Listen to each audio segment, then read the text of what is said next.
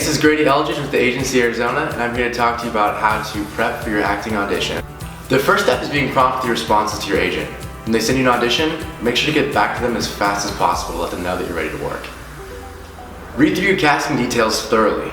Know your character, know their motivation, and know the scene well enough that way you're able to improv as the character.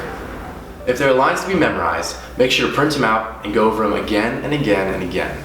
You can never go over your lines enough times. That way you're comfortable in the scene and you're able to improv if need be. Make sure to bring your headshot. Make sure to look like your headshot. Be clean shaven, well moisturized, and keep your pictures up to date. Be on time for your audition. Make sure when you get there that you're quiet and respectful of the others auditioning as well.